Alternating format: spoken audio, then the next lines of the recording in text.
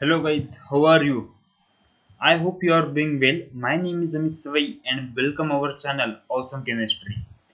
So students, आज से हम लोग क्या कर रहे हैं, एक नई सीरीज स्टार्ट कर रहे हैं। उसमें होमवर्क के हर एक क्वेश्चन का सॉल्यूशन आपको वीडियो के थ्रू मिलेगा।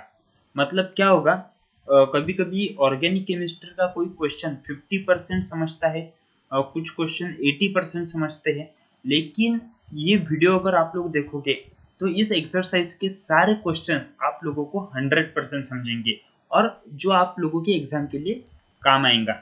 तो चलो फटाक से स्टार्ट करते हैं। हम लोगों ने सेकंड होमवर्क उस दिन सॉल्व किया था और सेकंड होमवर्क में टोटल 70 क्वेश्चंस थे। ओके, लेकिन हम लोग आज 35 ही क्वेश्चंस देखेंगे इस वीडियो में और अगले 35 क्वेश्चंस हम लोग नेक्स्ट वीडियो में देखेंगे, क्योंकि टोटल 70 क्वेश्चंस का जो वीडियो है वो काफी बड़ा हो जाता है। इसलिए 35 क्वेश्चंस के हम लोग दो वीडियो करेंगे और वीडियो पूरा देखिएगा। आप लोगों को मतलब जितने भी दिमाग में कंफ्यूजन होंगे वो सारे आप लोगों के क्लियर होंगे। तो चलो स्टार्ट करते हैं फर्स्ट क्वेश्चन से। फर्स्ट क्वेश्चन क्या था? फर्स्ट क्वेश्चन है arrange the stability of the following. Okay, first question में जो ऑप्शन है वो ये है, फर्स्ट,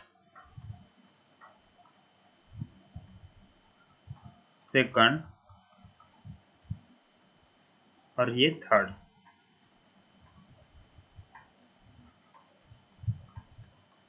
तो देखो, हम लोगों को यहाँ पर स्टेबिलिटी देखने की कौन ज़्यादा स्टेबल होगा।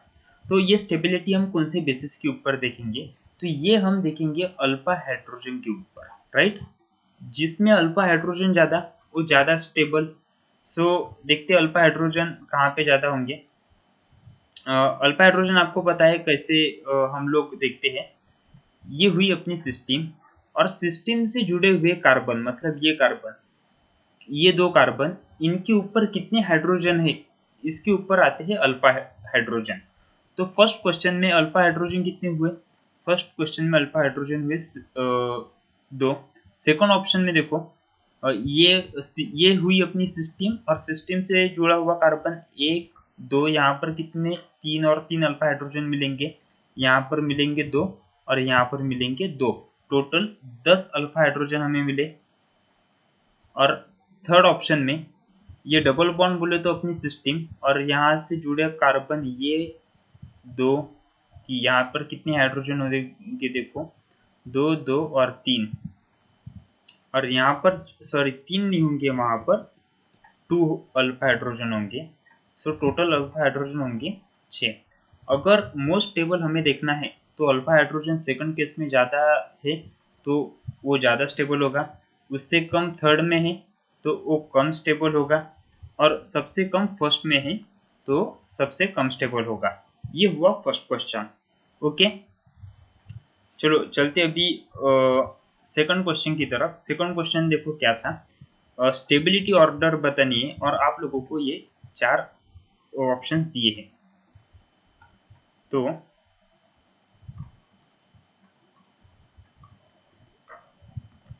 ये चार ऑप्शन देखो कौन से हैं। एक,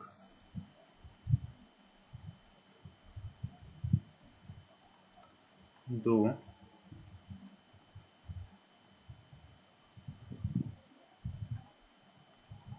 तीन और ये है चार। अब इस केस में स्टेबिलिटी की ऑर्डर हम लोगों को देखनी है, लेकिन यहाँ पर हम लोग सिर्फ अल्फा हाइड्रोजन तो नहीं देख सकते, हमें बाकी इफेक्ट भी देखने होंगे। तो हम लोगों ने क्लास में MHI की ट्रिक ली है, राइट। ये माही की जो ट्रिक है ये सबको पता होंगी।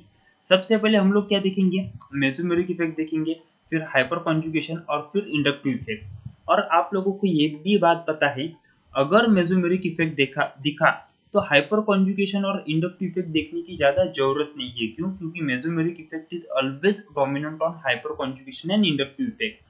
तो जैसे जैसे इफेक्ट हमको दिखेंगे वैसे वैसे इफेक्ट हम वो कंपाउंड के नीचे लिखेंगे। अब मान लो ये कंपाउंड, यहाँ पर मेसोमेरिक इफेक्ट लग रहा है प्लस एम या माइनस एम, तो यहाँ पर प्लस एम इफेक्ट लग रहा है। तो ये कैसे पहचानना कि यहाँ पर प्लस एम इफेक्ट लग रहा है? तो प्लस एम इफेक्ट निकालने की ट्रिक आपको पता है, अगर सिस्टम से जुड़े हुए एटम के ऊपर लोन पेयर अगर लगा हुआ हो तो वो प्लस एम इफेक्ट शो करता है, और माइनस एम इफेक्ट कब शो करेगा? जब सिस्टम से जुड़ा हुआ एटम उससे ज्यादा इलेक्ट्रोनेगेटिव एटम से जुड़ा है वाया पाई बॉन्ड, तो माइनस इफेक्ट लगता है। ठीक है, माइनस एम इफेक्ट। तो हम लोग देखेंगे कि कैसे प्लस एम और माइनस इफेक्ट यहाँ पर लगे। तो इस केस में ये हुई अपनी सिस्टम बेंजीन, यहाँ पर लोन पेयर लगे हुए हैं, तो ये यहाँ पर प्लस एम इफेक्ट शो करेगा। सेकंड केस में देखो, ये बेंजीन बोले तो अपनी सिस्टम, और सिस्टम से जुड़ा हुआ एटम अपने से ज्यादा इलेक्ट्रोनेगेटिव एटम के साथ जुड़ा हुआ है, वो भी वाया पाई बॉन्ड। ठीक है, तो माइनस एम इफेक्ट लगता है। तो यहाँ पर कौन सा इफेक्ट लगेगा? Minus M effect. और ये जो मिथाइल होता है, ये अगर बेंजीन के साथ जुड़ा हुआ हो, या जनरली मिथाइल हमेशा प्लस एम इफेक्ट शो करता है, और यहाँ पर कोई भी इफेक्ट शो नहीं होगा। ये हुआ प्लस एम। अब फटाक से इंडक्टिव इफेक्ट भी देखते हैं। यहाँ पर देखो, एम इफेक्ट अगर दिखा है तो इंडक्टिव इफेक्ट देखने की जरूरत नहीं है, क्योंकि डायरेक्ट आंसर आ जाता है। क्योंकि इंडक्टिव इफेक्ट जो है वो इतना डोमिनेंट नहीं होता है as compare to mesomeric effect. और यहाँ पर पूछा है हमें स्टेबिलिटी ऑर्डर। अब इस केस में स्टेबिलिटी जो रहती है, तो हमेशा याद रखना, stability is directly proportional to the positive effect. आप लोग जिंदगी में जितने ज्यादा पॉजिटिव रहेंगे उतने ज्यादा आप लोग स्टेबल रहेंगे। वैसे ही अपने केमिस्ट्री में stability is directly proportional to the positive effect. अब देखो पॉजिटिव इफेक्ट कहाँ कहाँ पर लगा है। एक बात यहाँ पर एक गलती हो गई, ये जो प्लस एम नहीं, ये प्लस आई इफेक्ट हुआ है। ठीक है, it was just slip of tongue. ये जो मिथाइल ग्रुप रहता है ये हमेशा प्लस आई इफेक्ट शो करता है। ओके, यहाँ पर कोई मेसोमेरिक इफेक्ट नहीं होगा, तो ओनली प्लस आई इफेक्ट होगा। तो देखो सबसे ज्यादा प्लस इफेक्ट कहाँ पर हो रहा है? तो डी और बी, यहाँ पर सबसे ज्यादा प्लस इफेक्ट दिखने को मिल रहा है। लेकिन अपने को पता है कि mesomeric effect is more dominant on inductive effect, that's why we will give the preference D first then B. अब रही बात ए और सी में, तो जो जितना ज्यादा पॉजिटिव वो उतना ज्यादा स्टेबल। अब ए और सी में कोई पॉजिटिव है नहीं है, लेकिन ए जो है वो जीरो है, वो ना पॉजिटिव है ना निगेटिव है, मतलब एम से तो आगे ही है क्योंकि एम निगेटिव में है। So that's why in case of A and C, A is more stable than C. So this is your order of stability, D B A C. तो देखो ये डी बी ए सी कौन से option में आएगा? D B A सी आएगा third option में। Okay, so second question का आंसर होगा सी। चलो थर्ड क्वेश्चन की तरफ देखते हैं कि थर्ड क्वेश्चन क्या कहता है।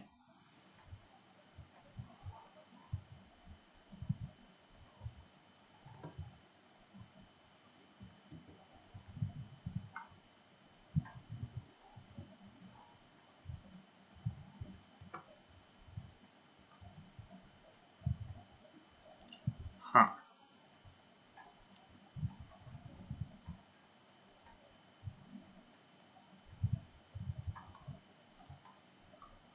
देखो ये हुआ बेंजीन रिंग,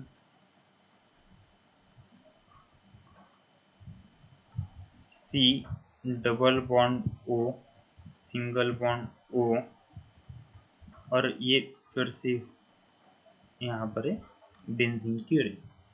और यहाँ पर पूछा है इलेक्ट्रोफिलिक सब्स्टिट्यूशन ऑकर्स एट। अब इलेक्ट्रोफिलिक बोले तो क्या?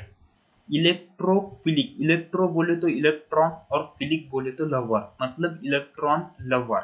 अब इलेक्ट्रॉन निगेटिव चार्ज है और निगेटिव चार्ज को लव कौन करेगा? तो नेगेटिव चार्ज को लव करेगा पॉजिटिव चार्ज, मतलब जो इलेक्ट्रोफिलिक है वो क्या हुआ E प्लस। ओके, अब हमें पूछा है कि मान लो ये जो E प्लस है ये इस कंपाउंड पे गया तो कहाँ पर अटैच होगा। ठीक है, अब देखो E प्लस वहां पर अटैच होगा जहां पर इलेक्ट्रॉन ज्यादा है, या मैं ये बोलूं जहां पर इलेक्ट्रॉन की डेंसिटी ज्यादा है वहां पर ये E जाके बैठेगा। तो ये कैसे समझेगा हमें कि इस कंपाउंड में इलेक्ट्रॉन की डेंसिटी कहां पर ज्यादा है। तो अगर कुछ नहीं समझा ना तो हमेशा MHI इफेक्ट लगा देने का, जहां जहां आपको जो जो इफेक्ट दिखता है वो इफेक्ट लगाने का धीरे धीरे रास्ता मिल जाएगा।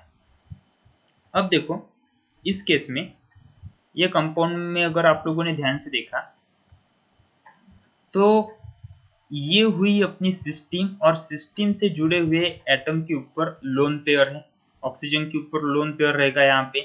तो ये कौन सा इफेक्ट शो करता है हमेशा, ये प्लस एम इफेक्ट शो करता है, राइट।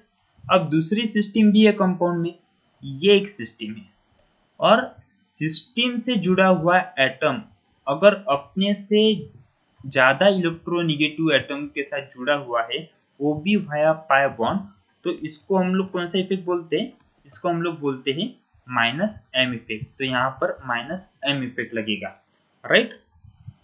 अब माइनस एम और प्लस एम इफेक्ट यहाँ पर ऐसे लगेंगे तो इलेक्ट्रॉन का फ्लो देखो कहां पर होगा, तो इलेक्ट्रॉन का फ्लो ऐसा होगा। ठीक है, ये माइनस एम और प्लस एम की वजह से इलेक्ट्रॉन का फ्लो इस बेंजीन रिंग की ओर ज्यादा होगा। मतलब ये बात तो फिक्स है कि जब भी ये इलेक्ट्रोफाइल जाएगा तो वो सेकंड रिंग के ऊपर जाएगा इंस्टेड ऑफ फर्स्ट। क्यों, क्योंकि यहाँ पर इलेक्ट्रॉन का जो फ्लो है वो सेकंड बेंजीन के ऊपर है, यहाँ पर इलेक्ट्रॉन का फ्लो ज्यादा है, तो ये सबसे पहले ई पॉजिटिव यहाँ पर जाएगा। अब यहाँ पर कौन से पोजीशन पे वो लगेगा, तो वो आइदर ऑर्थो पोजीशन पे लगेगा या पैरा पोजीशन पे लगेगा। ठीक है, क्योंकि रेजोनेंस की वजह से ऑर्थो और पैरा पोजीशन वो प्रिफर करेगा, तो इसलिए हमारा आंसर आएगा ऑर्थो और para position at secondary, C option आएगा। तो ऐसे क्वेश्चंस आप लोगों को सॉल्व करने हैं। अगर क्वेश्चन नहीं समझ में आ रहा कि किस डायरेक्शन से इसको सॉल्व करना, तो सिर्फ MHI इफेक्ट वहां पर लगा देने का, रास्ते मिल जाएंगे। ओके, चलो फोर्थ क्वेश्चन देखो क्या है। तो विच of the following show the correct order of decreasing basicity in aqueous medium. Okay, basicity पूछी है एक्वायस मीडियम की। अब बेसिसिटी वो भी एक्वायस मीडियम की पूछी है, और वहां पर अगर ऑप्शन ठीक से देखें तो टर्शरी, सेकेंडरी और प्राइमरी और नॉर्मल NH3 हमें दिख रहा है। तो अभी तक हम लोगों ने देखा है कि टर्शरी जो रहता है वो ज़्यादा स्टेबल रहता है सेकेंडरी से, सेकेंडरी ज़्यादा स्टेबल रहता है प्राइमरी से, और प्राइमरी ज़्यादा स्टेबल रहेगा नॉर्मल NH3 से। ये हम लोगों ने पढ़ा है, लेकिन एक बात ध्यान से सुनो, ये जो ऑर्डर है ये ऑर्डर सिर्फ गैसियस मीडियम के लिए है। ठीक है, अगर एक्वास मीडियम के लिए देखना हो तो एक्वास मीडियम के लिए ऑर्डर ये रहती है कि ये जो सेकेंडरी है ये ज़्यादा स्टेबल रहता है प्राइमरी से, और प्राइमरी जो है वो ज़्यादा स्टेबल रहता है टर्शरी से, और टर्शरी ज़्यादा स्टेबल रहता है NH3 से।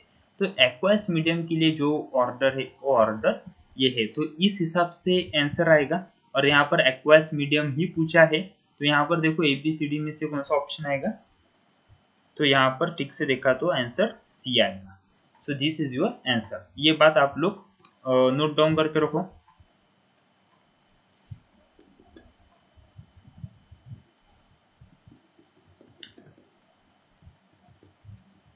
चलो देखो अभी नेक्स्ट क्वेश्चन।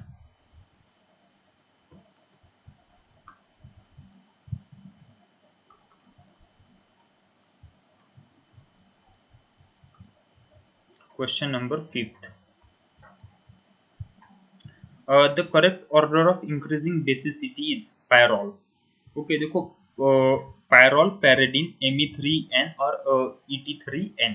तो सबसे पहले क्या करना, इनके सारे स्ट्रक्चर अच्छी तरह से निकालना। देखो ये हुआ पायरोल का स्ट्रक्चर HN,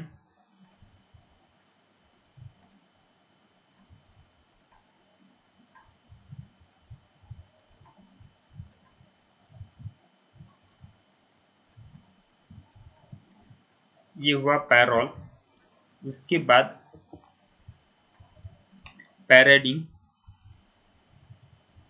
और पैराडीन का स्ट्रक्चर ऐसा आएगा,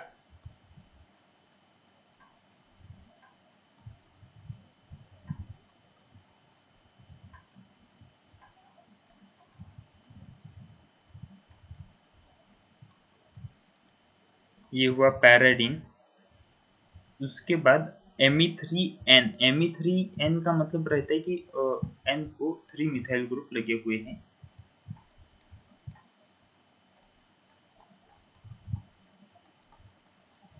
और फाइनल है Et3N, Et3 बोले तो N को 3 इथाइल ग्रुप लगे।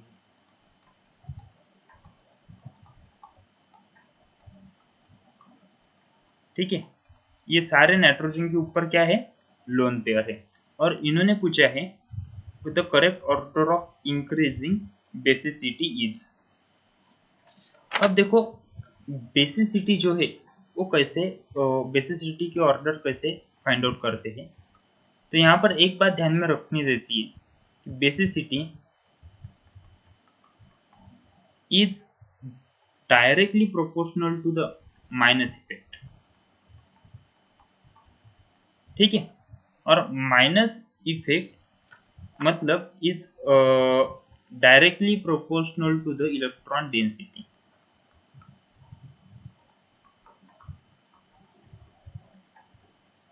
यहाँ पर नहीं, बेसिसिटी जो है वो directly proportional to the plus effect रहती है। ठीक है, माइनस नहीं, एक्चुअली प्लस इफेक्ट रहती है। और बेसिसिटी देखने के लिए और एक थर्ड वे है कि इलेक्ट्रॉन डोनर, जो जल्दी इलेक्ट्रॉन डोनेट करेगा उसकी बेसिसिटी ज्यादा होगी। ओके, अब देखो इस केस में फर्स्ट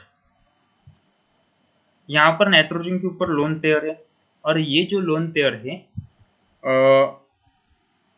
ये लोन पेयर क्या रेजोनेंस में है? अगर ठीक से देखा जाए तो हाँ, ये लोन पेयर रेजोनेंस में है, क्योंकि इसके बीच में कोई बॉन्ड नहीं है, वहां पर नाइट्रोजन खुद है, ये ऐसा नाइट्रोजन है यहाँ पर, और उसके ऊपर लोन पेयर है। तो ये लोन पेयर जो है वो रेजोनेंस पे है, इसलिए ये तो फिक्स है कि ये जल्दी से इलेक्ट्रॉन डोनेट नहीं करेगा। ठीक है, इलेक्ट्रॉन खुद के पास रखेगा, क्यों? क्योंकि इसकी इलेक्ट्रॉन के जो पेयर है वो रेजोनेंस में है, अगर उसने इलेक्ट्रॉन दे दिए अपने तो रेजोनेंस उसका चला जाएगा। सो ये हुई ए की कहानी। बी को देखो, बी में ये जो नाइट्रोजन है, ये नाइट्रोजन रेजोनेंस का हिस्सा नहीं है, मतलब नाइट्रोजन के लोन पेयर है वो रेजोनेंस में कंट्रीब्यूट नहीं कर रहे। So in case of A and B अगर हम लोगों ने देखा जाए तो बी इज मोर बेसिक होगा एज कंपेयर टू ए। अब सी की तरफ आते हैं, ये जो CH3 CH3 CH3 है, तो हमेशा ये जो मिथाइल ग्रुप है ये प्लस आई इफेक्ट शो करते हैं। तो यहाँ पर 3 मिथाइल ग्रुप है तो 3 प्लस आई इफेक्ट लगेंगे। ठीक है, और यहाँ पर इलेक्ट्रॉन का फ्लो ऐसे रहेगा, और यहाँ पर 3 इथाइल ग्रुप है तो यहाँ पर भी प्लस आई इफेक्ट शो होगा, और 3 प्लस आई इफेक्ट शो होंगे, 1 2 3। अगर इस हिसाब से हम लोगों ने देखा तो D basicity is directly proportional to the plus effect. Okay, so वैसे देखा जाए तो D में सबसे ज्यादा प्लस इफेक्ट है, इसलिए D ज्यादा बेसिक होगा। उससे कम C में है, क्यों?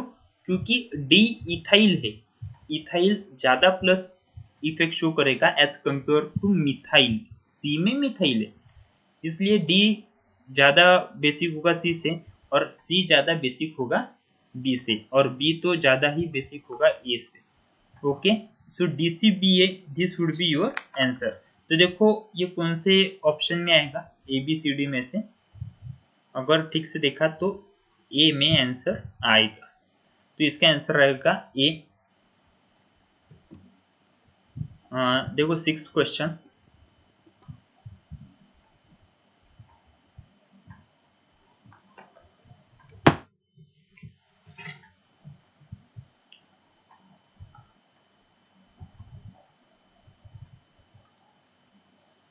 The correct order of stability of the following carbocation is.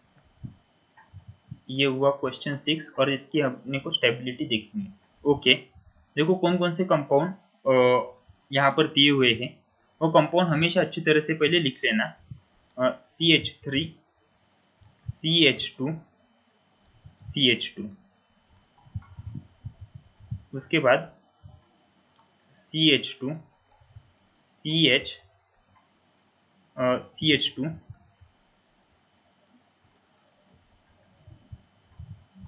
CH2 double bond CH, CH और ये CH3, CH2 double bond CH।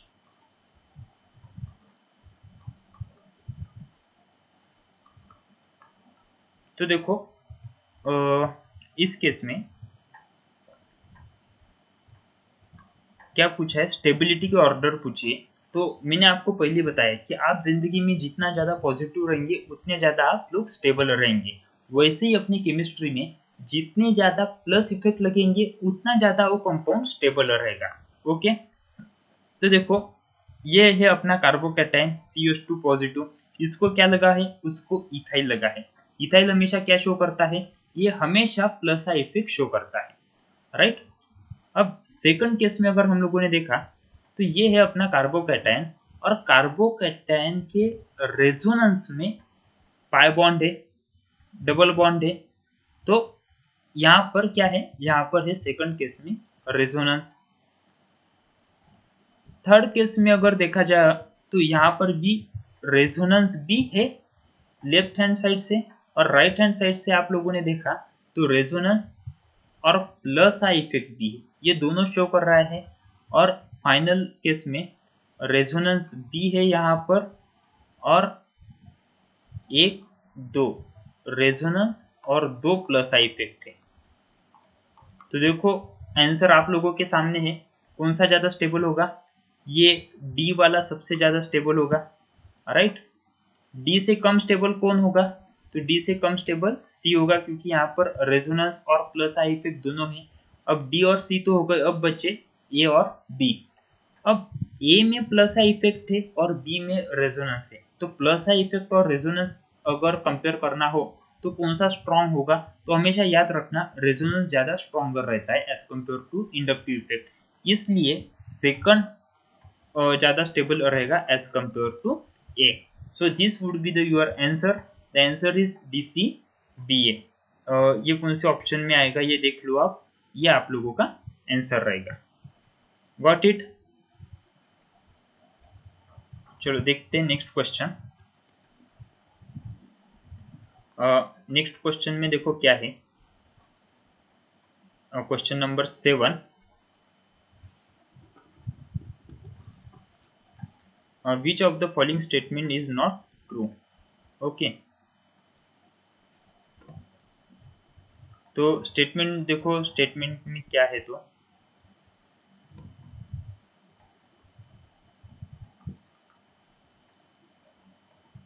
Question number 7 first statement है, contributing structure contribute to the resonance hybrid in proportion of their energies. ठीक है, इस sentence के बारे में अभी अपने को कुछ पता नहीं। Equivalent contributing structure make the resonance very important, yes ये ट्रू है, क्योंकि इक्विवेल सी देखो, contributing structures represent hypothetical molecules having no real existence. Exactly ये जो हम रेजोनेंस वगैरह देखते हैं ये हाइपोथेटिकल है, इनका रियल में कोई एग्जिस्टेंस नहीं है। और contributing structures are less stable than resonance hybrid, ये भी करेक्ट है। तो ये तीनों करेक्ट है, मतलब ये जो स्टेटमेंट है ये फॉल्स होगा। ओके, ठीक है।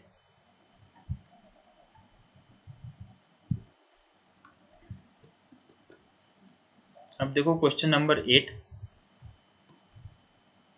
क्या दिया है क्वेश्चन नंबर 8 में,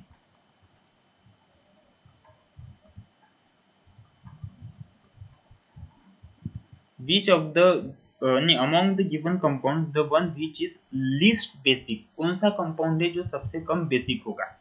अब बेसिक जैसे ही आप लोगों ने सुना, आप लोगों को ये बात ध्यान में आनी चाहिए कि जो बेसिक नेचर कहाँ से समझता है, एक तो प्लस इफेक्ट से, जितना ज़्यादा प्लस इफेक्ट होगा उतना ज़्यादा बेसिक होगा, और सेकंड इलेक्ट्रॉन डोनेट करने वाला, कौन सबसे जल्दी इलेक्ट्रॉन डोनेट करेगा वो कौन रहेगा सबसे ज़्यादा बेसिक। यहाँ पर लिस्ट बेसिक बोला है, मतलब हमें दो चीज़ें देखनी पड़ेगी, एक जहाँ पर माइनस इफेक्ट दिख रहा है, एक तो वो लिस्ट बेसिक होगा, नहीं तो जो सबसे लेट इलेक्ट्रॉन डोनेट करेगा वो सबसे कम बेसिक होगा। तो इन दोनों में से एक चीज हमें देखनी है। तो चलो कंपाउंड को देखते हैं अभी। कंपाउंड कैसे है,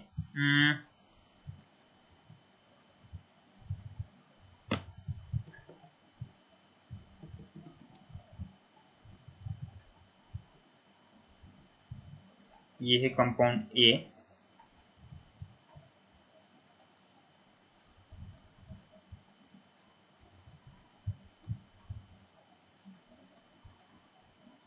ये है कंपाउंड बी,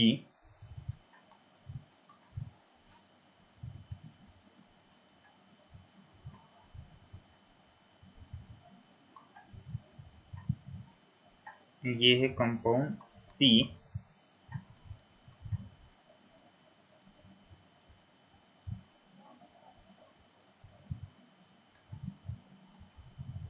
और ये है कंपाउंड डी।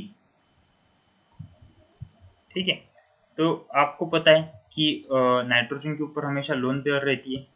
तो देखो यहाँ पर लोन पेयर है, यहाँ पर लोन पेयर है, यहाँ पर लोन पेयर है, और यहाँ पर भी लोन पेयर है।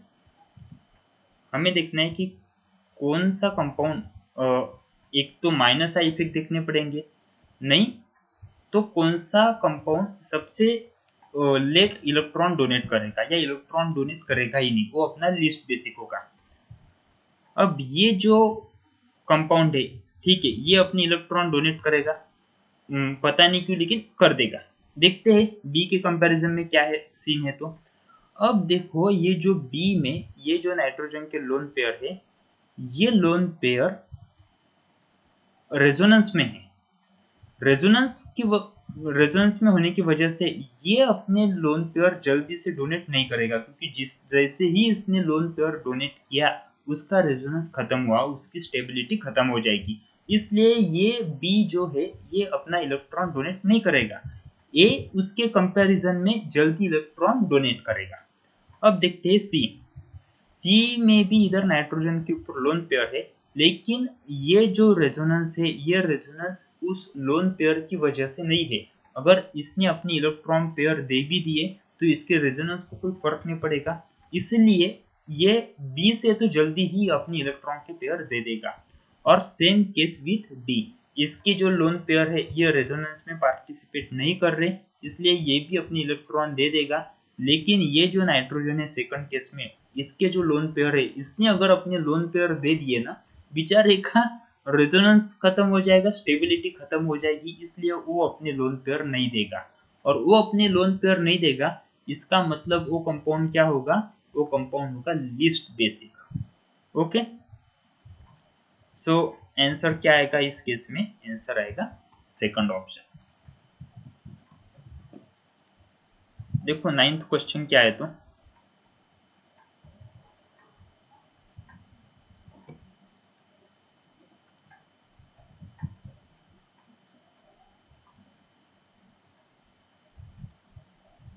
which of the following compound on gentle heating will undergo facile homolytic fission। Homolytic fission आपको पता है क्या रहता है, दोनों मान लो ये ए का बी के साथ बॉन्डिंग है और ये दोनों की शेयर्ड इलेक्ट्रॉन है, और जब ये बॉन्ड ब्रेक होगा तो ए अपना इलेक्ट्रॉन ले लेगा और बी अपना इलेक्ट्रॉन ले लेगा, इसको हम बोलते हैं होमोलिटिक फिशन।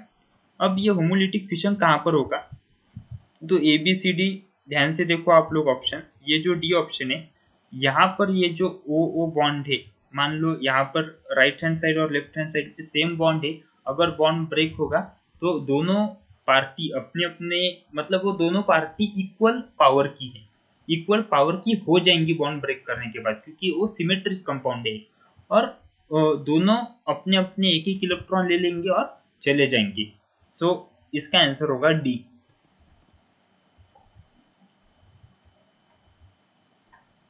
देखो 10th क्वेश्चन क्या है, तो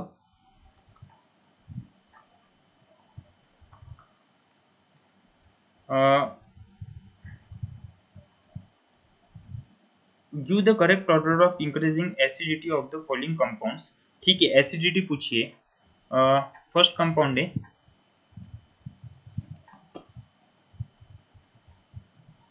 Cl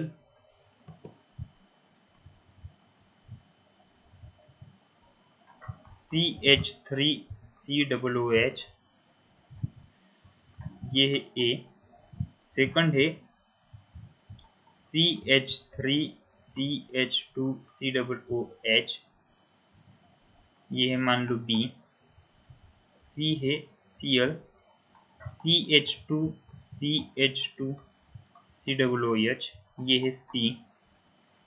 बाद में है CH3 दो है, ओके, ये CH3 दो, CH और COOH, ये हुआ डी। और ई में अगर हम लोगों ने देखा तो ई में है 5th नंबर का CH3COOH। अब यहाँ पर एसिडिटी पूछिए, तो ऑब्वियसली एसिडिटी जो रहती है, ये बात आप लोग ध्यान में रख दो कि acidity is directly proportional to the कौन सा इफेक्ट होगा, माइनस इफेक्ट। ठीक है, और ये हुआ acidity is directly proportional to the minus effect. जितना माइनस इफेक्ट ज्यादा उतनी एसिडिटी ज्यादा। तो देखो माइनस इफेक्ट कहाँ पर ज्यादा है, कहाँ पर माइनस इफेक्ट कम है, उस हिसाब से हम लोग इनकी एसिडिटी डिसाइड करेंगे। और फर्स्ट केस में कौन सा इफेक्ट लगेगा, अब देखो ये सारे कंपाउंड में COOH कॉमन है, इसलिए COOH को देखने की जरूरत नहीं है। वो COOH क्या है, अपनी सिस्टम है। अब अपने सिस्टम को क्या क्या जुड़ा है, CH2 जुड़ा है, Cl जुड़ा है। Cl मोर इलेक्ट्रोनिगेटिव है, इसलिए यहाँ पर माइनस आई इफेक्ट शो करेगा, क्लोरीन की इलेक्ट्रोनिगेटिविटी ज्यादा है। सेकंड केस देखो, अपने सिस्टम को इथाइल ग्रुप जुड़ा है, और आपको पता है इथाइल ग्रुप हमेशा प्लस आई इफेक्ट शो करता है। थर्ड केस में देखो, अपने सिस्टम को इथाइल और क्लोरीन जुड़ा है, तो क्लोरीन ज्यादा निगेटिव है, तो यहाँ पर ये माइनस आई इफेक्ट शो करेगा। यहाँ पर अगर ठीक से देखा जाए तो प्रोपाइल ग्रुप मतलब प्रोपाइल ग्रुप लगा हुआ है, तो ये भी यहाँ से plus I effect he show करेगा, सबसे ज्यादा प्लस आई इफेक्ट शो होगा यहाँ पर, राइट। और फाइनल में अपने सिस्टम को सिर्फ CH3 जुड़ा है, मतलब यहाँ पर भी प्लस आई इफेक्ट शो होगा। ठीक है, अब acidity is directly proportional to the minus effect रहता है। तो देखो माइनस इफेक्ट सबसे ज्यादा कहाँ पर होगा, तो माइनस इफेक्ट कहाँ कहाँ पर है, ए पर माइनस इफेक्ट है और सी पर, लेकिन ए में सिस्टम और क्लोरीन में डिस्टेंस कम है एज कंपेयर टू सी, इसलिए ए का एसिडिक नेचर, ए का माइनस इफेक्ट ज्यादा होगा, दोनों ज्यादा होगी एज कंपेयर टू सी। अब बच्चे प्लस इफेक्ट वाले, तो प्लस इफेक्ट वाला कौन है, बी डी ई। अब कम से कम प्लस इफेक्ट कहाँ पर लगा है, तो अगर हम लोगों ने ध्यान से देखा तो कम से कम प्लस इफेक्ट जो है वो ई पे लगा है, इसीलिए AC के बाद आएगा ई, उसके बाद आएगा बी, और डी में तो सबसे ज्यादा प्लस इफेक्ट लगे हुए हैं। सो ये हुआ आपका आंसर ACEBD। तो देखो 10th में ACEBD कहाँ पर आएगा, उस हिसाब से आप लोगों का आंसर होगा, आंसर ये रहेगा। ठीक है,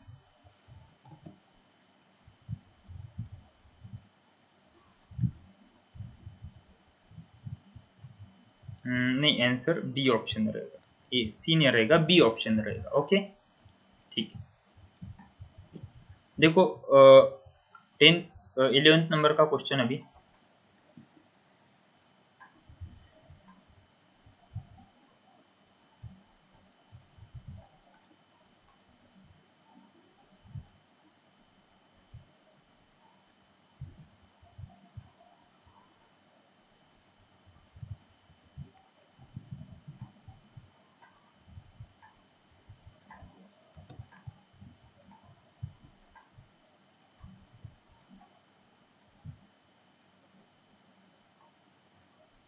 हाँ, ये हुआ 11।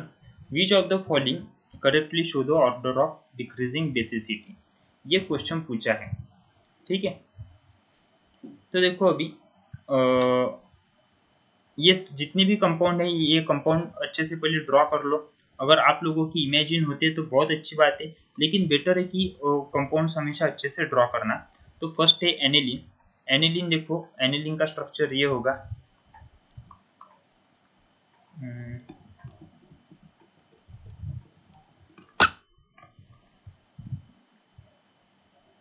ये चल रहा है अपना क्वेश्चन 11। ओके, अब एनिलीन का स्ट्रक्चर ये होगा NH2 और यहाँ पर लगी हुई है बेंजीन रिंग, ये हुआ एनिलीन। उसके बाद ऑर्थोनाइट्रोफिनॉल। ठीक है, ऑर्थोनाइट्रोफिनॉल कहाँ पे कैसे शो होगा?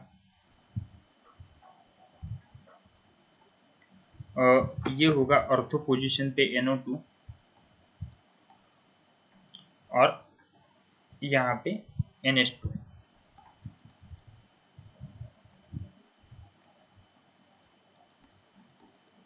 ऑर्थोनाइट्रोफिनॉल। उसके बाद है पैरानाइट्रोफिनॉल, तो ये होगा NH2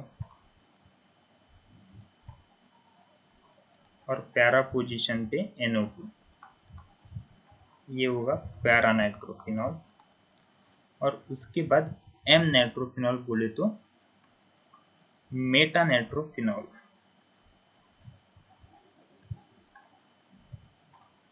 हाँ, ये होगा मेटा। अब देखो इनमें पूछा है कि डिक्रीजिंग बेसिसिटी की ऑर्डर पूछी है। आपको पता है basicity is directly proportional to the plus effect या माइनस इफेक्ट। देखो बताओ, तो basicity directly proportional to the plus effect, जितने प्लस इफेक्ट ज्यादा उतनी बेसिसिटी ज्यादा। अब देखते हैं हर केस में कि कौन सी इफेक्ट लग रहे हैं। तो यहाँ पर एनिलीन है और सारे केस में अगर आप लोगों ने देखा तो NH2 जो है वो सेम है, इसलिए हम NH2 की ओर नहीं देखेंगे। तो उस हिसाब से यहाँ पर फर्स्ट में कोई भी इफेक्ट नहीं लगेगा। सेकंड केस में कौन से इफेक्ट लग रहे हैं? देखो सिस्टम से, ये सिस्टम हुई अपनी, सिस्टम से जुड़ा हुआ एटम अपने से ज्यादा इलेक्ट्रोनेगेटिव एटम के साथ जुड़ा है वाया पाई बॉन्ड, तो यहाँ पर कौन सा इफेक्ट लगेगा? यहाँ पर -M इफेक्ट लगेगा। सेम केस लगेगा, यहाँ पर भी -M इफेक्ट लगेगा और यहाँ पर भी ये NO2 है। ओके, और यहाँ पर भी -M इफेक्ट लगेगा, राइट। लेकिन एक बात ध्यान में रख लो, ये बात मैंने क्लास में बताई थी कि मेटा पोजीशन पे कभी भी मेसोमेरिक इफेक्ट नहीं अप्लाई होता, इसलिए यहाँ पर इन केस ऑफ मेसोमेरिक कोई इफेक्ट नहीं लगेगा। अब रही बात इस केस में, फिर इधर इंडक्टिव ही इफेक्ट लग सकता है, तो यहाँ पर -I इफेक्ट शो होगा। और बेसिसिटी किससे ज्यादा स्टेबल रहती है? प्लस इफेक्ट से। अब देखो ये तीनों में माइनस इफेक्ट लग रहे हैं और इसमें जीरो इफेक्ट लग रहे हैं, और बेसिसिटी प्लस इफेक्ट से ज्यादा स्टेबल रहती है। तो उस हिसाब से सबसे ज्यादा स्टेबल कौन होगा? तो सबसे ज्यादा स्टेबल होगा ए, क्योंकि भले उसमें कोई प्लस इफेक्ट नहीं है लेकिन उसमें कोई माइनस इफेक्ट भी नहीं है, राइट। सो ये जो एनिलीन है ये सबसे ज्यादा ये होगा, स्टेबल होगा। उसके बाद स्टेबल कौन होगा? देखो मेसोमेरिक और इंडक्टिव इफेक्ट के केस में मेसोमेरिक ज्यादा डोमिनेंट रहता है, मतलब इसका जो माइनस इफेक्ट है ये इंडक्टिव के माइनस इफेक्ट से ज्यादा डोमिनेंट रहता है, इसलिए एनिलीन से ज्यादा। मतलब बी और सी के केस में अगर देखा जाए तो ये जो मेटा ज़्यादा स्टेबल रहेगा इन case of ortho and para. अब रही बात ऑर्थो और पैरा की, ठीक है। तो ऑर्थो और पैरा के केस में ये जो है यहाँ पर इंडक्टिव इफेक्ट भी लगेगा, माइनस आई इफेक्ट भी लगेगा, तो ये बहुत ही उसके पास है, इसलिए इसके जो माइनस इफेक्ट है ये ज़्यादा स्ट्रांग होंगे एज कंपेयर टू इसकी इंडक्टिव इफेक्ट से, इसलिए उससे भी ज़्यादा स्टेबल रहेगा पैरा, और सबसे कम बेसिक जो रहेगा वो सबसे कम बेसिक रहेगा ऑर्थो। तो आपका आंसर ये रहेगा aniline is more stable than meta is more stable than para, और para is more stable than ortho। तो 11 का आंसर रहेगा सी। Got it?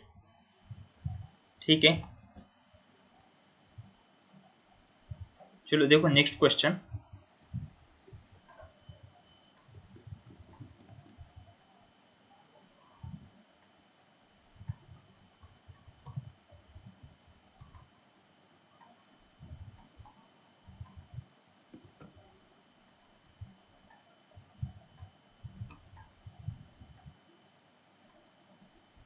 हाँ 12, यहाँ पर क्या बोला है,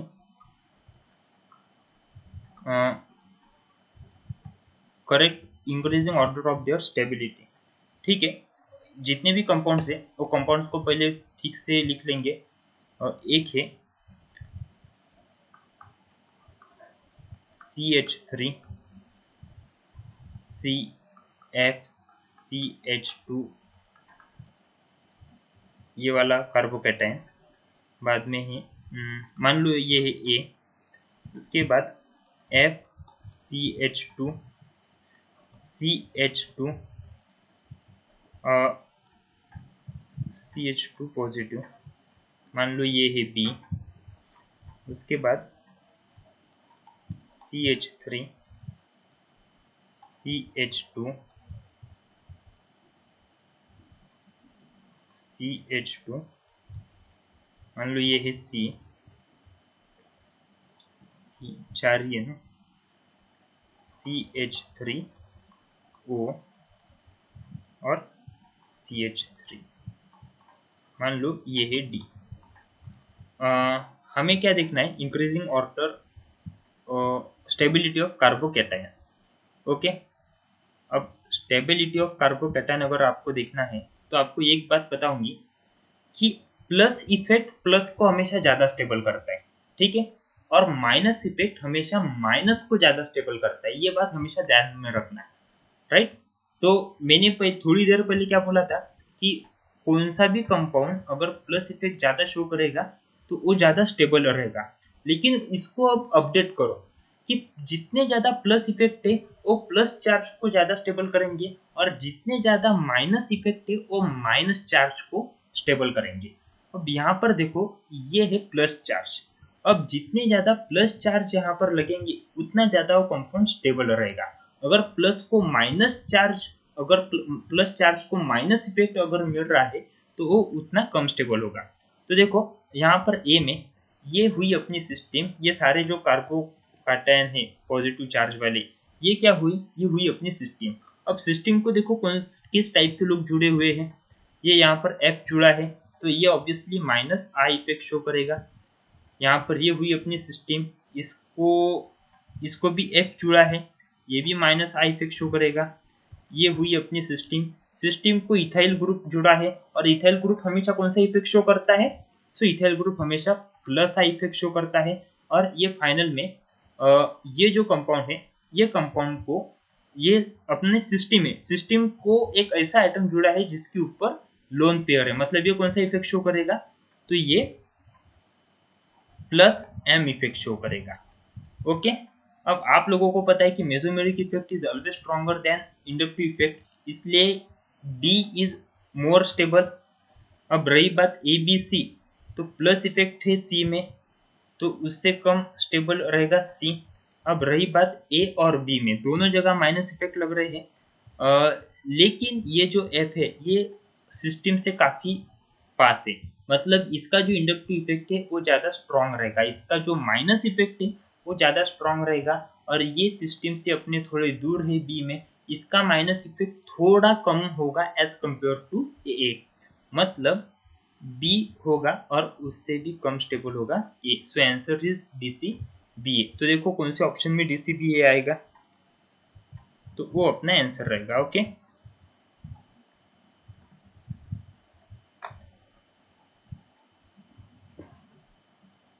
चलो देखते हैं next question.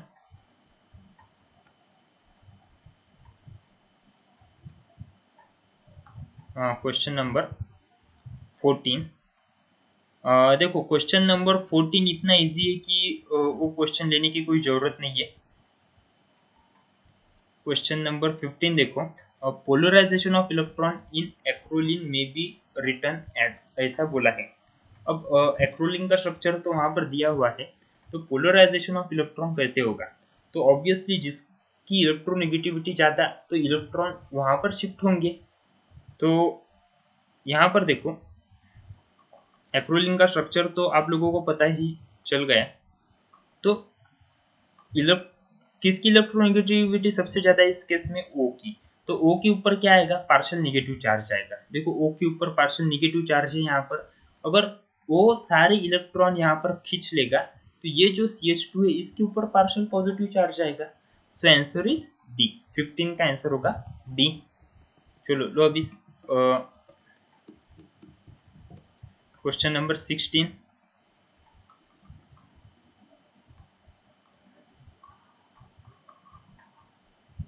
The compound which give the most stable carbonium ion on dehydration। Okay, और नीचे जो दिए हैं वो सारे अल्कोहल दिए हैं। तो डिहाइड्रेशन ऑफ अल्कोहल और विथ मैकेनिज्म हम लोगों ने क्लास में देखा है। तो हम लोग यहाँ पर बस यही देखेंगे कि कौन सा OH जाएगा, कौन सा कार्बोनियम फॉर्म होगा और कौन सा कार्बोनियम ज्यादा स्टेबल होगा। तो देखो ए का कार्बोनियम देखो कैसे फॉर्म होगा। ये है ए कंपाउंड, ए का कार्बोनियम कैसे फॉर्म होगा? CH3 CH2 पॉजिटिव और ये CH3, ये हुआ ए का कार्बोनियम। बी का कार्बोनियम देखो कैसे फॉर्म होगा, CH3 CH3 CH3 और यहाँ पर पॉजिटिव चार्ज आएगा। सी का कार्बोनियम देखो कैसे फॉर्म होगा, CH3 CH2 CH2 CH2, यहाँ पर पॉजिटिव चार्ज 1 2 3 4, ठीक है। और टी के केस में CH3 CH positive charge, CH2 और ये है CH3। यहाँ पर ABCD में से कौन सा कार्बोकैटायन सबसे स्टेबल होगा, मोस्ट स्टेबल? तो आपको पता है कि टर्शियरी कार्बोकैटायन जो होता है वो सबसे स्टेबल होता है। सो आंसर इज,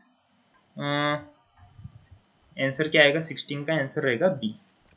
ओके, ठीक है।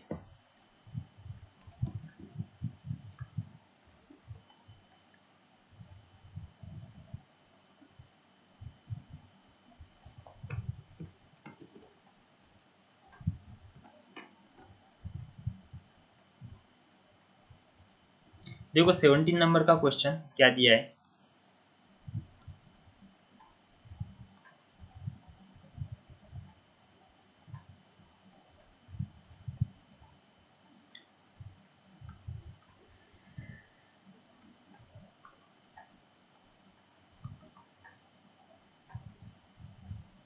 The nature of sigma pi bond. देखो 17 नंबर का क्वेश्चन बहुत इजी है, इसकी कोई ज़रूरत नहीं है सॉल्व करने की, या आ ही जाएगा आप लोगों को। उसके बाद देखो 18 नंबर का question, the molecule dipole movement का क्वेश्चन है। डायपोल मूवमेंट आप लोगों को पता है कि कहाँ पर ज़्यादा रहती, कहाँ पर कम रहती, क्या सीन रहेगा डायपोल मूवमेंट का, तो ये भी क्वेश्चन लेने की कोई ज़रूरत नहीं है। अच्छा 19 नंबर का क्वेश्चन कोई लेने की ज़रूरत नहीं है, 18 नंबर का भी आपको आ जाएगा। 20 देखो, which one of the following has the smallest heat of hydrogenation पर मोल। ठीक है, ये क्वेश्चन देखेंगे अभी, क्वेश्चन नंबर 20। तो हीट ऑफ हाइड्रोजनेशन, तो हाइड्रोजनेशन आप लोगों को पता है कि अल्किन और अल्काइन में हाइड्रोजन ऐड होते हैं, और जब ये हाइड्रोजनेशन होगा तो ऑब्वियसली ये पूरे रिएक्शन को कुछ एनर्जी लगेंगी, और उन्होंने बोला है कि हीट ऑफ हाइड्रोजनेशन कहाँ पर सबसे कम रहेगी। ठीक है, तो यहाँ पर एक ट्रिक है, आप लोग ये ध्यान में रखो, heat of hydrogenation is inversely proportional to the number of alpha hydrogen. ठीक है, और alpha hydrogen is directly proportional to the stability of alkene. Stability of alkene. तो यहाँ पर आप लोगों को बस इतना ही देखना है कि जिसके अल्फा हाइड्रोजन जितने कम होंगे हीट ऑफ हाइड्रोजनेशन उतनी ज्यादा रहेगी, और जो अल्कीन की स्टेबिलिटी जितनी कम रहेगी उतनी हीट ऑफ हाइड्रोजनेशन ज्यादा रहेगी। तो देखो ये कंपाउंड क्या है, 1 ब्यूटीन। ओके, ये ए कंपाउंड है।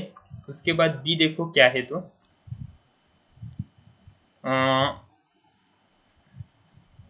ट्रांस, ठीक है,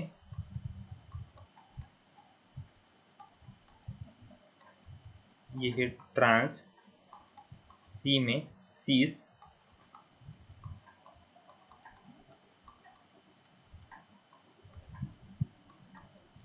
और फोर्थ में 1,3-ब्यूटाडीन। ओके, ठीक है, H2 H2 CH CH। तो देखो हम लोगों को क्या देखना है, हम लोगों को दोनों चीजें देखनी है, एक अल्फा हाइड्रोजन किसमें कम है, या स्टेबिलिटी ऑफ अल्कीन। हमको बस आंसर निकालना है ये दो चीजें यूज करके। अब देखो यहाँ में ये हो गई अपनी सिस्टम, और सिस्टम से जुड़े हुए कार्बन के ऊपर कितने हाइड्रोजन यहाँ पर लगे हुए, 2 कार्बन लगे हैं, तो यहाँ पर अल्फा हाइड्रोजन कितने हुए, 2। इस केस में ये हुई अपनी सिस्टम, और सिस्टम को ये और ये 2 कार्बन जुड़े हैं, और इसमें अल्फा हाइड्रोजन कितने हैं, 6। सेम हियर अल्फा हाइड्रोजन कितने हैं, 6। और ये यहाँ पर ये अपनी सिस्टम है, ये अपनी सिस्टम है, सिस्टम ही सिस्टम को जुड़ी हुई है। यहाँ पर अल्फा हाइड्रोजन कितने आएंगे, यहाँ पर अल्फा हाइड्रोजन होंगे 0। तो हमें क्या पूछा है, हमें पूछा है smallest heat of hydrogenation. Smallest heat of hydrogenation बोले तो हमें हाईएस्ट स्टेबल कंपाउंड देखना है। अब ऑब्वियसली ए बी सी में से ए में तो अल्फा हाइड्रोजन बहुत कम है, तो ये उतना ज्यादा स्टेबल नहीं रहेगा। अब रही बात बी और सी की, तो इसमें से सबसे ज्यादा स्टेबल कौन रहेगा, तो आपको भी बताएं कि trans is always more stable than cis, इसलिए बी ऑप्शन जो है वो करेक्ट रहेगा। 20 का आंसर रहेगा बी।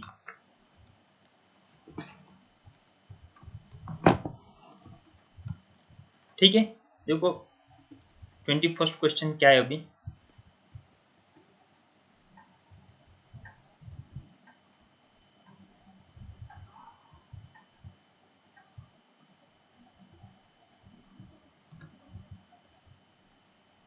क्या दिया 21st क्वेश्चन में,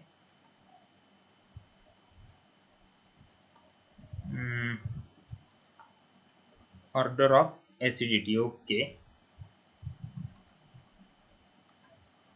देखो 21st क्वेश्चन में दिया है ऑर्डर ऑफ एसिडिटी, और आप लोगों को पता है ऑर्डर ऑफ एसिडिटी जो है, मतलब हम लोग कहाँ से निकालते हैं, acidity is directly proportional to the minus effect. ये बात हमेशा ध्यान में रखना। अब ये 4 ही कंपाउंड अगर हम लोगों ने देखा, तो ये 4 ही कंपाउंड में OH और OH सेम है, इसलिए हम लोग OH की ओर नहीं देखेंगे। ओके, चलो देखते फर्स्ट कंपाउंड। फर्स्ट कंपाउंड में अगर देखा जाए तो कोई भी इफेक्ट नहीं लगेगा, 0 इफेक्ट होगा। सेकंड कंपाउंड में अगर देखा तो सेकंड कंपाउंड में आप लोग देखो यहाँ पर मिथाइल ग्रुप जुड़ा हुआ है। मिथाइल ग्रुप हमेशा कौन सा इफेक्ट शो करता है, ये प्लस आई इफेक्ट शो करता है। थर्ड देखो, थर्ड कंपाउंड में NO2 लगा हुआ है, अपने से ज्यादा इलेक्ट्रोनेगेटिव एटम के साथ पाई बॉन्ड से जुड़ा है, तो यहाँ पर तो -m इफेक्ट लगना चाहिए था, लेकिन ये -m इफेक्ट यहाँ पर नहीं लगेगा क्योंकि वहां पर NO2 मेटा पोजीशन पे लगा हुआ है, इसलिए यहाँ पर मेसोमेरिक इफेक्ट तो नहीं लगेगा। क्या वहां पर इंडक्टिव इफेक्ट लगेगा, हाँ, तो थर्ड पर माइनस आई इफेक्ट लगेगा, और फोर्थ पे कौन सा इफेक्ट लगेगा, माइनस एम इफेक्ट लगेगा। ओके, अब acidity is directly proportional to the minus effect. यहाँ पर दो ही माइनस है, थर्ड और फोर्थ, लेकिन मेसोमेरिक इफेक्ट हमेशा डोमिनेंट रहता है इंडक्टिव से, इसलिए फोर्थ ज्यादा एसिडिक होगा, उससे कम एसिडिक रहेगा थर्ड। अब रही बात 1 और 2 की, तो 1 और 2 में 1 0 पे है, 2 तो पॉजिटिव है, वो तो बेसिक नेचर शो करेगा, इसलिए बेसिक मतलब एज कंपेयर टू अदर्स, और ये ऐसा उसकी ऑर्डर आएगी 4 3 1 2, 4 3 1 2, इसका आंसर रहेगा डी। Got it? ठीक है, तो नेक्स्ट क्वेश्चन 22nd,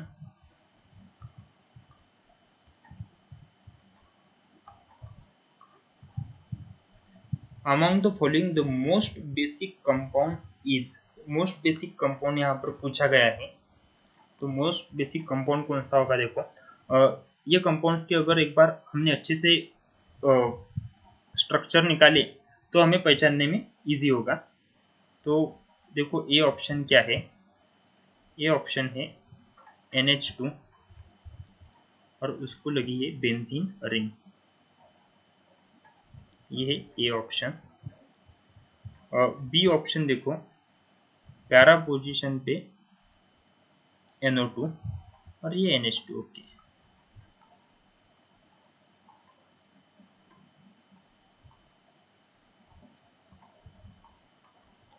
ये है B option. C option meta position पे,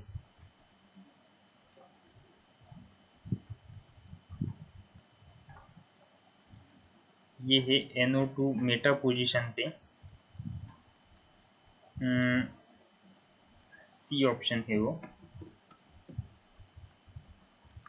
और डी ऑप्शन, अच्छा डी ऑप्शन ऐसा है,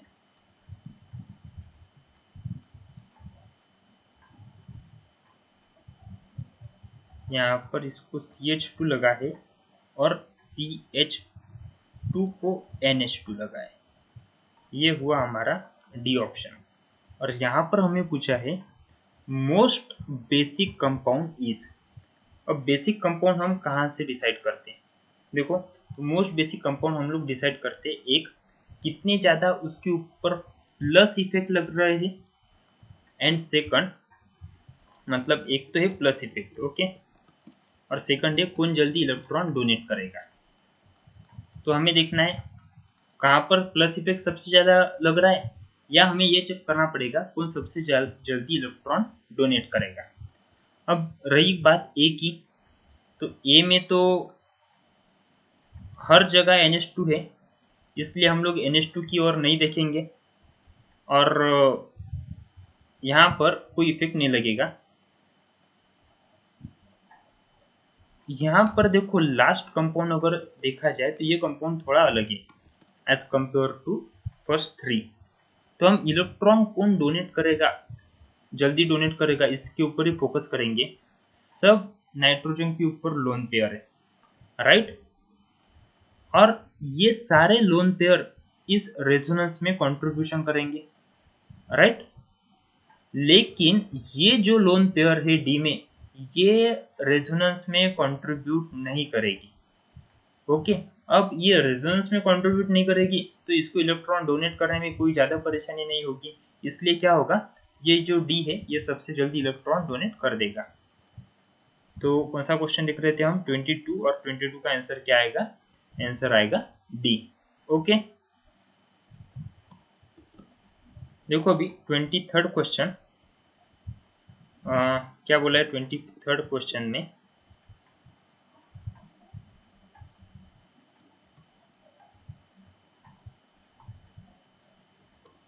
which of the following has most acidic hydrogen? Okay,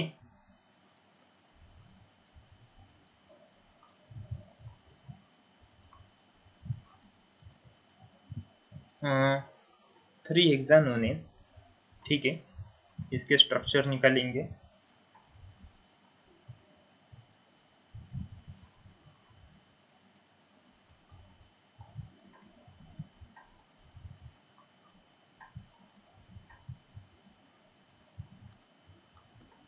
ये हुआ ए, उसके बाद 2 4, ओके, 2 3,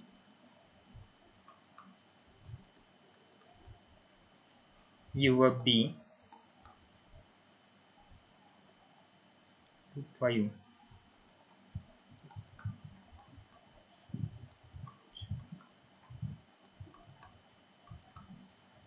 ये हुआ सी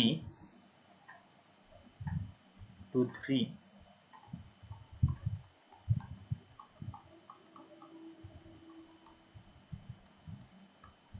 और ये हुआ डी। ठीक है, बची हुई जगह हाइड्रोजन है। और उन्होंने पूछा विच of the following has the most acidic hydrogen.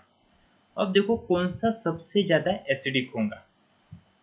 अगर हम लोगों ने देखा तो जब एसिडिक अगर हमें देखना है तो हमें एक बात तो इफेक्ट्स देखने पड़ेंगे, माइनस इफेक्ट कहाँ पर लग रहा है। दूसरा पे ही एसिडिक नेचर से कि कौन सबसे जल्दी हाइड्रोजन आयन अपना देगा। ठीक है, कौन सबसे जल्दी हाइड्रोजन देगा।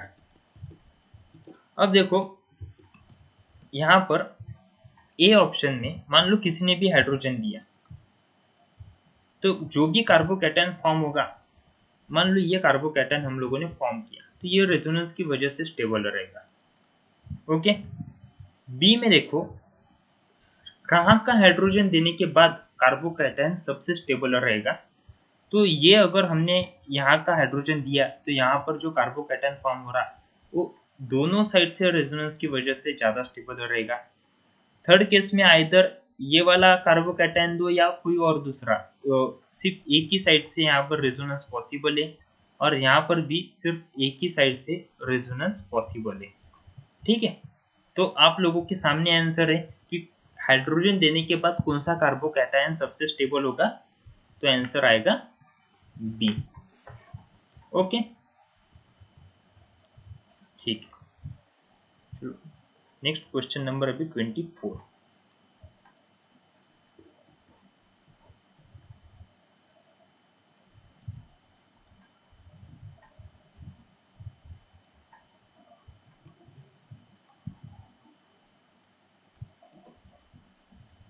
देखो क्वेश्चन नंबर 24 में क्या है।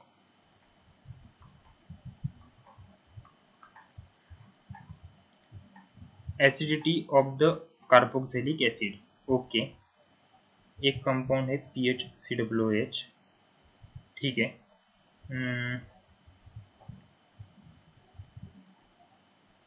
24 में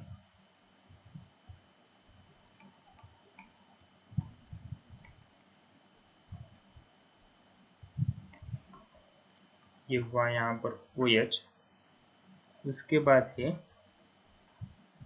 नहीं, ये फर्स्ट ऑप्शन होगा इतना। सेकंड ऑप्शन में देखो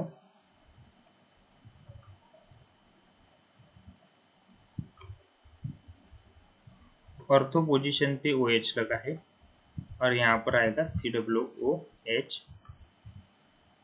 थर्ड ऑप्शन में पैरा पोजीशन पर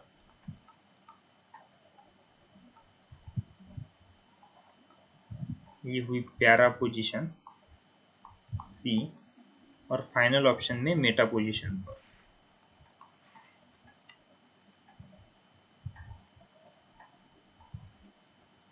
यहाँ पर लगेगा OH, ये हुआ D।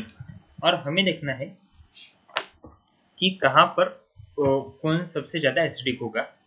तो आप लोगों को एक बात याद होंगी कि जब OH ऑर्थो पोजीशन पे लगा रहता है और OB साइड पे अगर COOH लगा हुआ रहता है, तो यहाँ पर ऑर्थो इफेक्ट होता है, और इस ऑर्थो इफेक्ट की वजह से ये जो कंपाउंड बना ये कार्बोक्सिलिक एसिड से भी ज्यादा एसिडिक हो जाता है। ठीक है, तो इसमें तो कोई डाउट नहीं है कि बी जो है वो सबसे ज्यादा एसिडिक रहेगा। अब रही बात ए सी और डी में, तो ए सी डी में देखो ये तो कॉमन है, COOH कॉमन है। अब इफेक्ट देखेंगे हम लोग कौन से इफेक्ट लग रहे हैं। तो यहाँ पर सी में कौन सा इफेक्ट लग रहा है, यहाँ पर प्लस एम इफेक्ट शो हो रहा है, राइट। यहाँ पर डी में ये मेटा पोजीशन पे, इसलिए प्लस एम तो इफेक्ट नहीं शो होगा, लेकिन माइनस आई इफेक्ट शो होगा। ए तो कोई इफेक्ट शो नहीं होगा। अब ए, सी और डी में से आप ही बताओ कि कौन ज्यादा एसिडिक होगा। Acidity directly proportional to the minus effect, इसलिए बी से ज्यादा स्टेबल, बी स्टेबल रहेगा डी से, डी स्टेबल रहेगा ए से, और सबसे कम स्टेबल क्या रहेगा, सी। तो आंसर आएगा बी डी ए सी।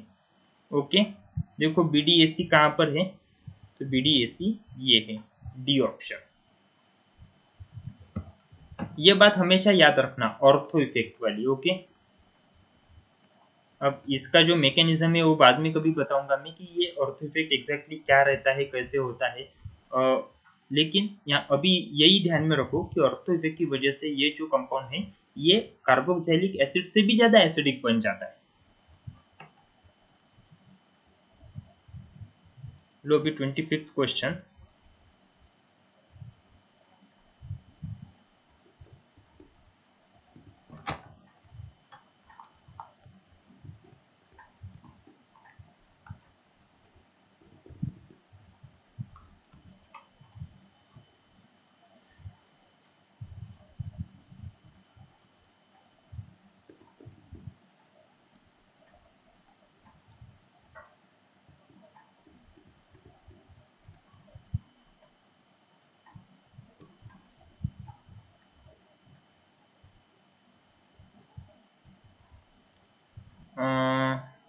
देखो 25th क्वेश्चन में क्या है।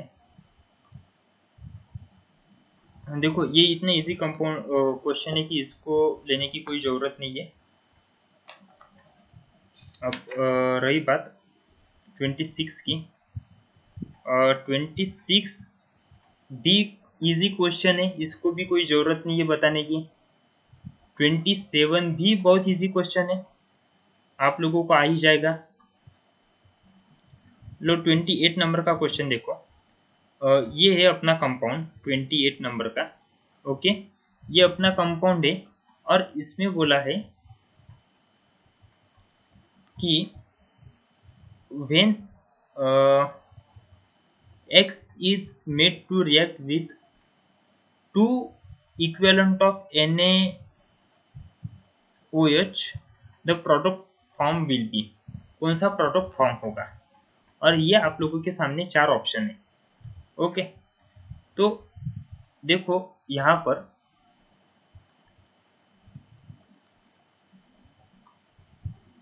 X बोले तो कोई तो B, ये आएगा हेलोजन आएगा, और हेलोजन यहाँ पर रिएक्शन करेगा।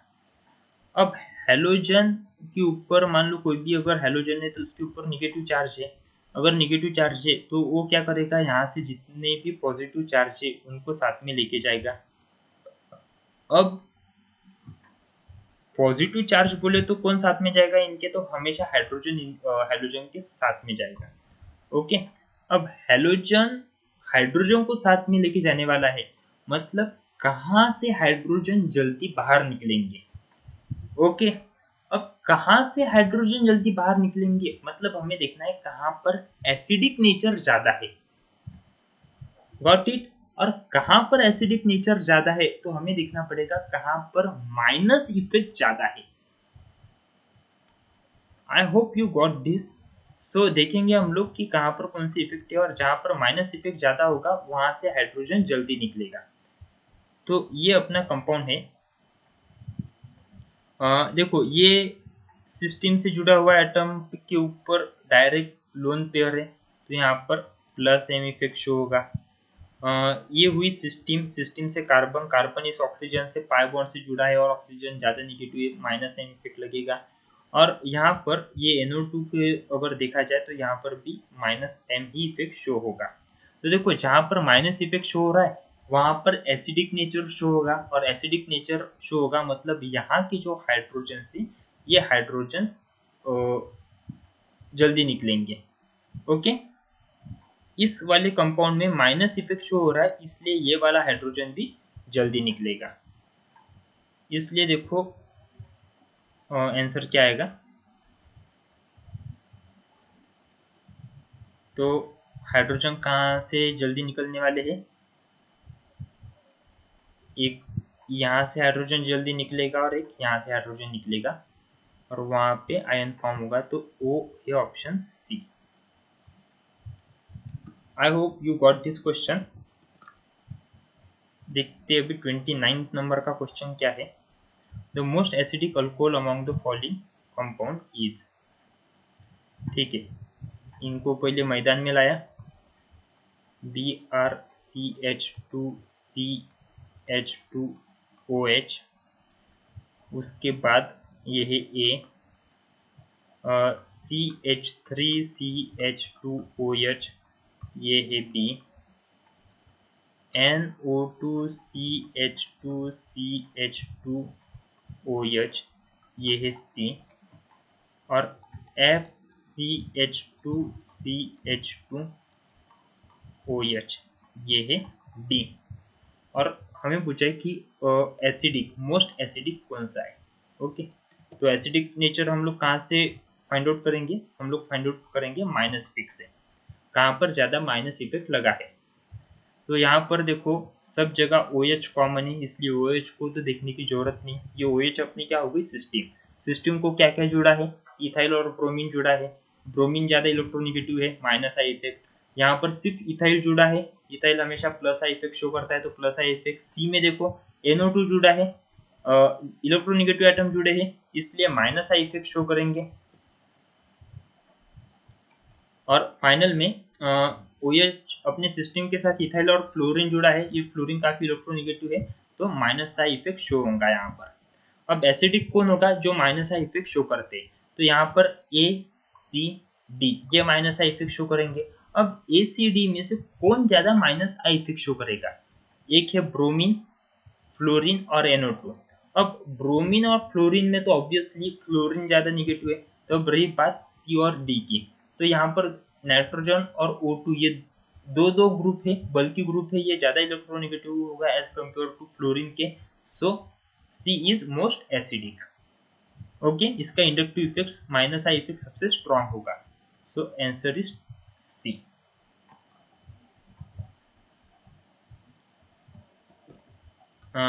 देखो अभी नेक्स्ट 30 नंबर का क्वेश्चन।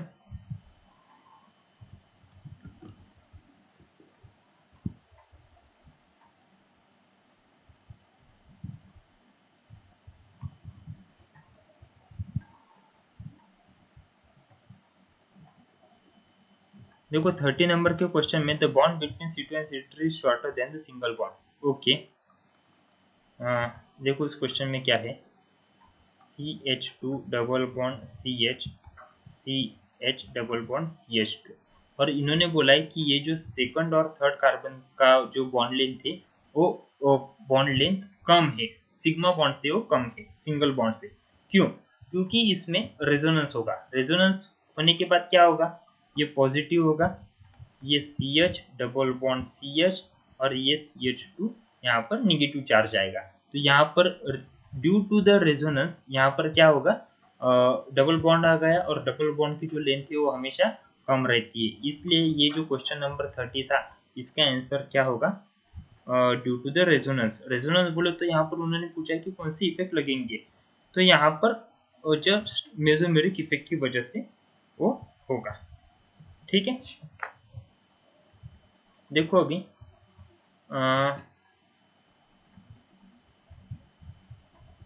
Question number 31।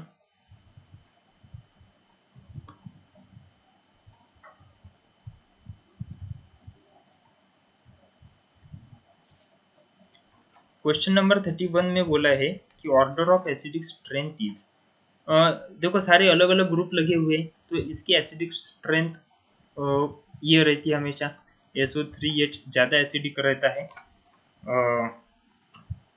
COOH से, और COOH ज़्यादा एसिडिक रहता है हमेशा NH3 से, और NH3 भी ज़्यादा एसिडिक रहता है OH से। तो इस से एसिडिक स्ट्रेंथ रहेगी। ये हुआ क्वेश्चन नंबर 31। ओके,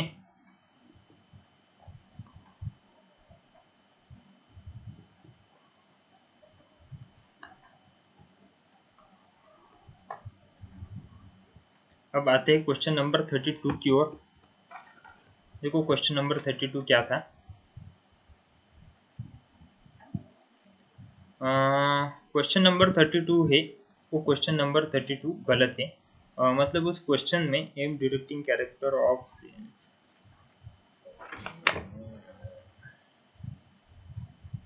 यहाँ पर समझ में नहीं आ रहा कि वो क्वेश्चन क्या है, क्वेश्चन का क्या कहना है। तो ठीक है, तो कुछ तो भी प्रिंटिंग कम है उस क्वेश्चन में। तो देखो 33 क्वेश्चन देखते हैं। Which will give the most stable cation upon strong heating. ये one of the most important question है आज के लेक्चर का। यहाँ पर बोला है कि विच of the most stable cation upon the strong heating, कौन सा कैटायन सबसे ज्यादा स्ट्रॉन्ग होगा। तो ऑब्वियसली ये जो क्लोरीन है, यहाँ से क्लोरीन निकला तो ये पॉजिटिव चार्ज आएगा यहाँ पर। ओके, यहाँ पर आएगा पॉजिटिव चार्ज। यहाँ से ये क्लोरीन निकलेगा तो यहाँ पर पॉजिटिव चार्ज आएगा। यहाँ से ये क्लोरीन निकला तो यहाँ पर पॉजिटिव चार्ज आएगा, और यहाँ से ये क्लोरीन निकला तो यहाँ पर पॉजिटिव चार्ज आएगा। और कोई भी बच्चा फटाक से आंसर देगा कि बी। क्यों? क्योंकि बी जो है वो मोस्ट स्टेबल कार्बोकैटायन है। लेकिन आंसर यहाँ पर गलत होता है। देखो कैसे, ध्यान से देखो। ये 4 ऑप्शन में से ए और डी ऑप्शन तो कट हुई, क्योंकि उनके जो कार्बोकैटायन है वो इतने स्टेबल नहीं है एज कम्पेयर टू बी और सी। मैक्सिमम तो स्टूडेंट्स को यही लगेगा कि बी सबसे ज़्यादा स्टेबल है, क्योंकि 3 फिनाइल ग्रुप उसको लगे हैं, वो टर्शरी है। तो देखते हैं कि कौन सा ज़्यादा स्टेबल रहेगा बी और सी में से।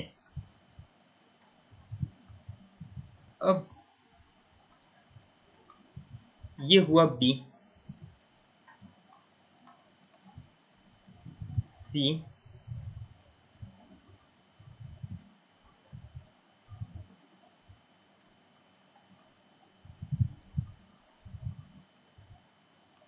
ये पीएच लगे हुए उसको 3, और ये कार्बोकैटायन यहाँ पर फॉर्म होगा बी में। और सी में ये कार्बोकैटायन, और फिर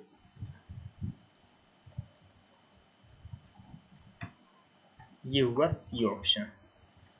हमें देखना पड़ेगा कि उसमें से कौन सा ज़्यादा स्टेबल है। तो जिसके रेजोनेटिंग स्ट्रक्चर्स ज़्यादा, वो ज़्यादा स्टेबल कार्बोकैटायन फॉर्म होगा। तो आपको इनके सारे रेजोनेटिंग स्ट्रक्चर निकाल के एक बार देखने पड़ेंगे। देखो ये जो पॉजिटिव चार्ज है, ये मान लो रेजोनेंस में आ गया तो कहाँ पर आएगा, ये सबसे पहले यहाँ पर आएगा। उसके बाद कहाँ जाएगा, यहाँ पर जाएगा।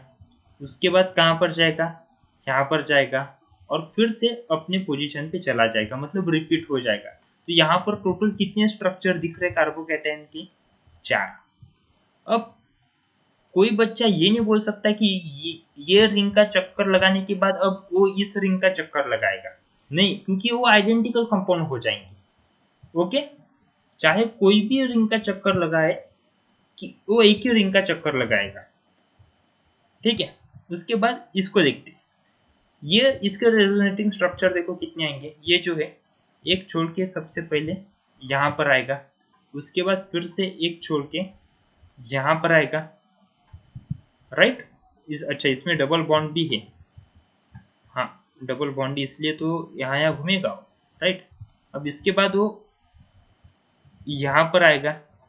अब इसके बाद ये एक छोड़ के फिर से वो कंपाउंड यहाँ पर आएगा, वो पॉजिटिव चार्ज यहाँ पर आएगा, फिर से यहाँ पर आएगा, और फाइनली यहाँ पर आएगा। और इसके बाद यहाँ पर आने का ट्राई करेगा तो रिपीट हो जाएगा। इसलिए इसके इतने सारे रेजोनेटिंग स्ट्रक्चर फॉर्म होते हैं। तो यहाँ पर देखो कितने रेजोनेटिंग स्ट्रक्चर फॉर्म हुए, 1 2 3 4 5 6 7। यहाँ पर टोटल 7 रेजोनेटिंग स्ट्रक्चर फॉर्म हुए। तो कौन सा कार्बोकैटायन ज्यादा स्टेबल हुआ, बी या सी ऑप्शन। तो इसका आंसर रहेगा सी। ठीक है, ऐसे क्वेश्चंस एग्जाम में आ सकते हैं जो आपको फंसाएंगे, लेकिन आपको फंसना नहीं है। आपको ध्यान देना है कि कौन सा कार्बोकैटायन ज्यादा स्टेबल है, और इसकी काफी प्रैक्टिस हम लोगों ने ली है। तो उस हिसाब से बराबर आंसर किया करो क्वेश्चंस को। देखो अभी 34 क्वेश्चन क्या है, 34th।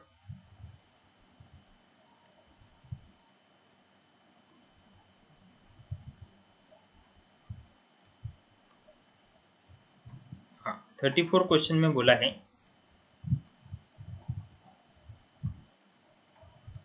Which of the following is incorrect order of basic strength. Basic strength हमें देखनी है और इसकी इनकरेक्ट ऑर्डर देखनी है।